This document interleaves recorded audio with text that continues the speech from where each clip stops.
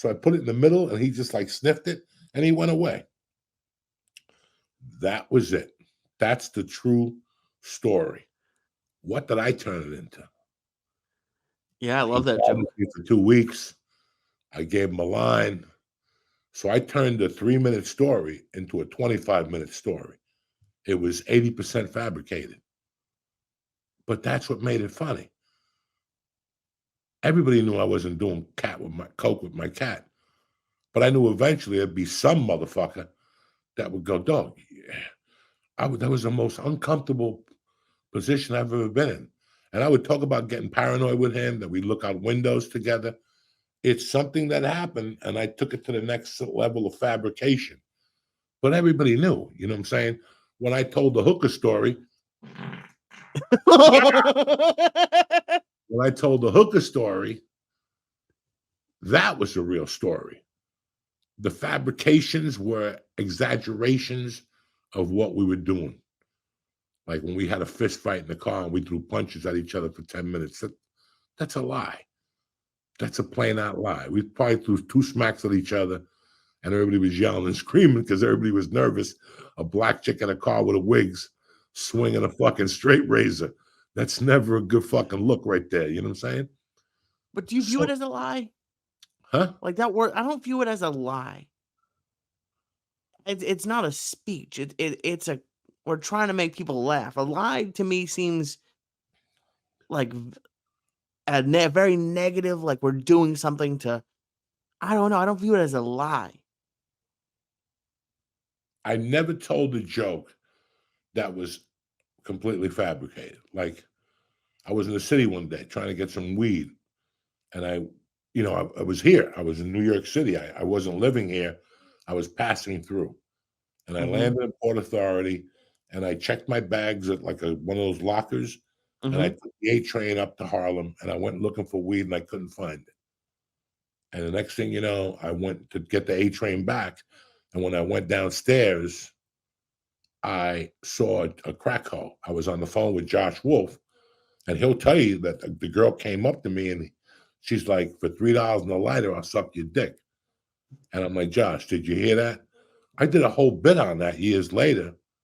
That and it was basically for $3 and a lighter, I'll suck your dick. And I go, "Hold on," and this is the true story. I go, "How about $1 and a book of matches?"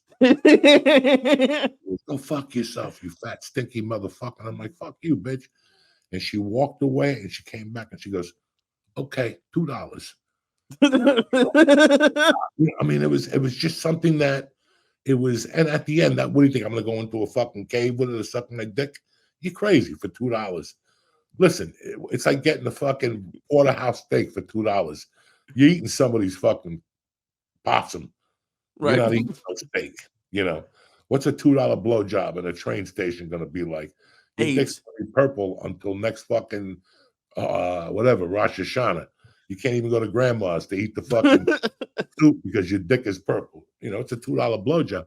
I was never gonna go into that. I don't think the joke took me to that she sucked my dick. It was like we got into an argument. And she had a black eye, and which she did, and that was the truth. I said to her, "Well, you smoke crack," and she goes, "No, I fell down or something." I forget what the whole thing was, but that was something that happened that I turned into something else. And you don't, because I don't feel like I don't know. I don't feel like most. They had a whole article about someone, and I just don't. I don't know. I don't feel like it's a negative thing. I don't feel like we're going out there telling our life story like it's. It would be crazy. Like that's. I don't know. I don't. Do you feel like your life is maybe your life is funnier than most? I just feel like you take. That's what like learning how to make things funny is. So that's why I think storytelling is so hard. I'm not good at it right now. Right Like now, it's right so now, hard. It's today, so much different. Yeah. because yeah, you're looking at it different. I did too. I didn't discover storytelling till 1999. I was 9 years into comedy, and I moved to LA, and the Vagina Monologues was big, so I wanted to do something to compete with it, and I called it the Testicle Testaments. And then years later, you and I revisited them with stories Uh-huh. because that's the story. The Testicle Testament was a story where you found out you had balls. Not that you fucked a neighbor, not that you beat up Nikki from the corner, a different situation. But hold on, we'll leave it at that.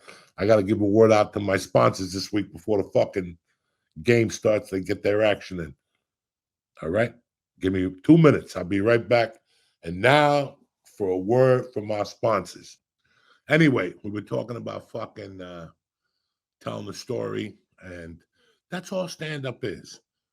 Stand up is whatever you want it to be. It's an art. It could be storytelling, it could be one liners. Basically, it's how your world collides with the rest of the world. When I told the story about punching a fucking nun in the head, who would ever think of attacking a fucking nun? That collides with people's inner. That's what you're doing. You're colliding with their inner structure. This motherfucker went out a nun when he was 10 years old. What the fuck? That's what it is. Was the nun story a lie? Not at all. Was it exaggerated at parts? Absolutely.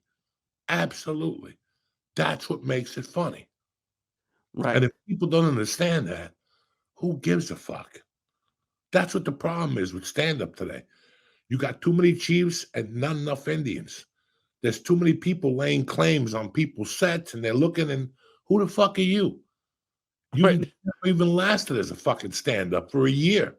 Let me see your fucking tapes on stand up. That's why I joined jujitsu because I was really pissed off when I would watch UFC or listen to MMA fighting coverage. These people putting these fighters down, but they've never done the training. I'm horrible at jujitsu, horrible.